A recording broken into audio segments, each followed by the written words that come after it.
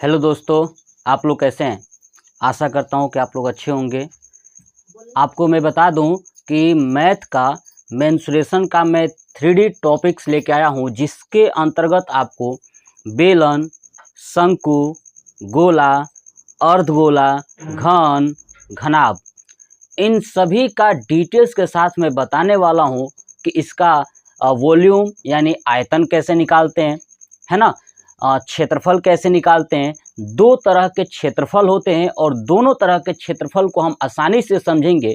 पहला क्षेत्रफल होता है CSA या LSA, यानी C का मतलब होता है कर्व्ड सरफेस एरिया या लेटरल सरफेस एरिया, जिससे हिंदी में बोलते हैं पार्श्व पृष्ठीय क्षेत्रफल या वक्रीय पृष्ठीय क्षेत्रफल।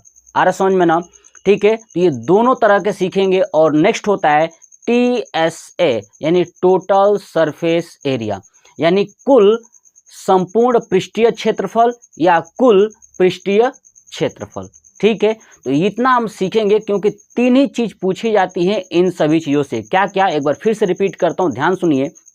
बेलन यानी सिलेंडर, शंकु यानी कोन, ठीक है, गोला यानी स्फीयर, अर्धगोला यानी हेमिस्फीयर, ठीक है, घन यानी क्यूब, ठीक है, घनाभ क्यूबॉइड।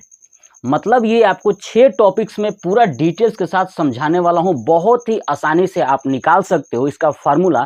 आपको रटने की जरूरत नहीं है, बहुत ही आसानी से थोड़ा सा दिमाग लगाइए और आपका आंसर क्लिक हो जाएगा और आप आंसर बता दोगे। चाहे इसका कोई भी क्वेश्चंस आ जाए, न्यूमेरिकल्स आ जाए, तो आप बड़ी ही आसानी से सॉल्व कर पाओगे। तो चलिए एक एक को पढ़ना स्टार्ट करते हैं और मैं आपको समझाता हूँ। देखिए, सबसे पहले यही जान लेते हैं कि बेलन, शंकु, गोला, अर्धगोला, घन, घनाभ इन सभी में क्या निकालना होता है। तो देखिए, इन सभी का सिर्फ 3 चीजें ही निकालनी है। पहला वॉल्यूम यानी आयतन, दूसरा CSA, C का मतलब होता है कर्व्ड, S का मतलब होता है सरफेस और A का मतलब होता है एरिया, यानी कर्व्ड सरफेस एरिया।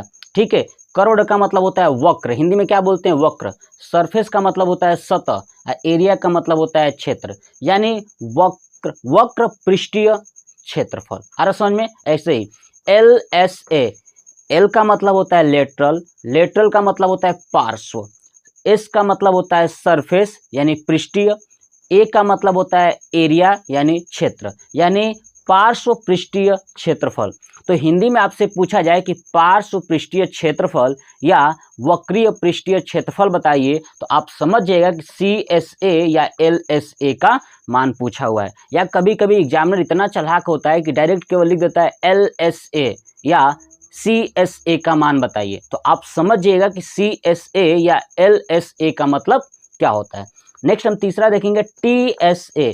T का मतलब होता है टोटल, S का मतलब सरफेस, A का मतलब एरिया, यानी टोटल सरफेस एरिया, यानी टोटल मतलब कुल या संपूर्ण, है ना, कुल या संपूर्ण।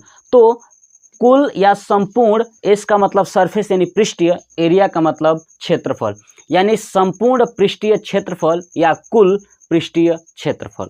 ठीक है, तो ये निकालना होता है। तो चलिए हम लोग एक एक को पढ़ना स्टार्ट करते हैं। देखिए,